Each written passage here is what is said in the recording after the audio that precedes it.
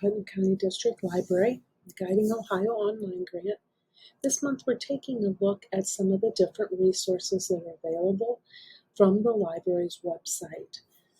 So we're going to go to the mypcdl.org, which is the Putnam County District's website, library's website. And from there, if you go under Youth Services, there's various ways you can get there. I do typically go under Youth Services to Online Resources. And if you just go to the General References, this is the actual heritage quest that we're looking at.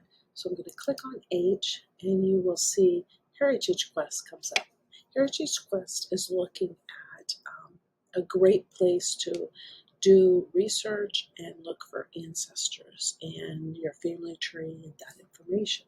So if you go to use this resource, what you are going to see is, as long as you're at the library, it comes straight up to the page. But just like last week when we talked about it, if you are not at the library, it will come up to the page where you will need to input your Putnam County library card. And after you do that, then you will see the resource. So what I've got here, and there's all of these, there's so many different ways. I'm just going to pick a couple here to show today. But there's all of these up here at the top where you can search with city directories, census maps, the U.S. Indian Census rolls, so on. The one that I find very interesting and kind of a very good kind of maybe starting point is looking here when it has to do with your looking for a grandfather or a grandmother. It's a great place to start.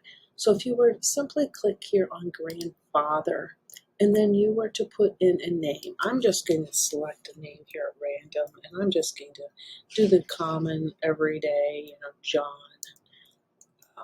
Brown. And I'm going to try this and find your story. Now notice you do have to put in some type of a city, state, something. So I'm just going to simply type in Ohio here. And I'm going to see if I can search this way. And I'm just picking a generic name. And notice what it's telling me is that we have too many results. So I'm going to have to narrow this down. Do you know the name of John's spouse? I do not. So I'm going to just say skip this. But I can pick maybe what decade this individual passed away in. I will tell you this. I have a family member who passed away this summer, and that individual is listed already. So I'm just going to say, let's pick 2010 and see if we find somebody. Sure enough, we find a John Brown.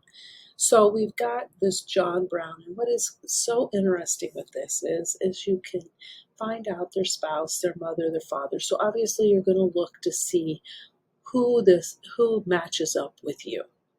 So I'm going to simply just pick one here and say, I'm going to say this is my grandparent.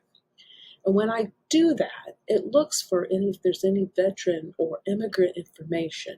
And then what is really neat about it is it does give you some historic images that have to do with that area. And that's showing me where, in this case, this individual is buried. Notice it is telling me the image is not necessarily specific to the family. Other research I've done, like for example, my grandmother, it pulled up that she was eligible to vote when women's rights became available. So it showed an image of a sign and whatnot, but that wasn't my specific family member. It was just a historic image. So I've got this image, and I can click here on the arrow, and I can see more information. I don't know if any of you have ever heard of Find a Grave, but Find a Grave is actually an app that you can have, and you can ask people to search in the area. So It looks like, thanks to Find a Grave, somebody volunteered and actually has a picture with her tombstone. So I just click the arrow here again, and I can now search for another grandparent. I just find that this information here is a great starting point, and it can be very interesting just to find a grandfather, grandmother, and find out some information about them. The other things that I was going to show today is just real briefly across the bottom here is you can search through the census, you can search books, you can search the Revolutionary War, and you can even search with Canada. So if I just simply, I'm going to just pick one of these to click on. If I go search here, notice it's searching from 1790 to 1950. So now, we're going back a little bit in time here. But what I can do then is, again, I'm going to put in a name. I'm just going to simply say Smith. But let's this time, let's put, we're going to put Putnam County, but I'm going to pick Illinois, for example. And I'm going to say search. And what is going to happen is it's going to go out looking at the census, find anybody during that time period there that I had searched, and it actually is showing the name. When I hover over, it's popping up.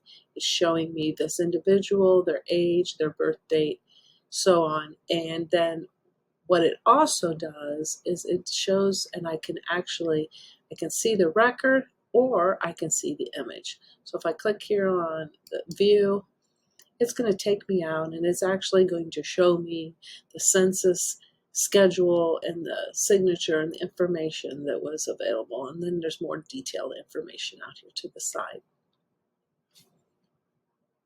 Okay, I actually can click here at the top too, and I can save this if I would like to, for some reason, save that image and have that for my records if I was doing some type of family research and wanted to collect all that data and information.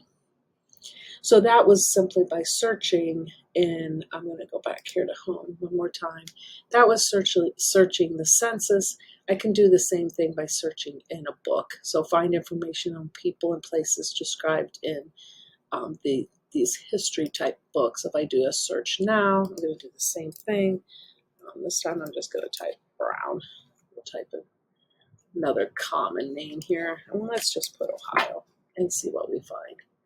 It doesn't really matter. We'll just say search. And when we do a search here now, it is actually finding information and showing me where it's at. It's in this Draper Collections of Manuscripts.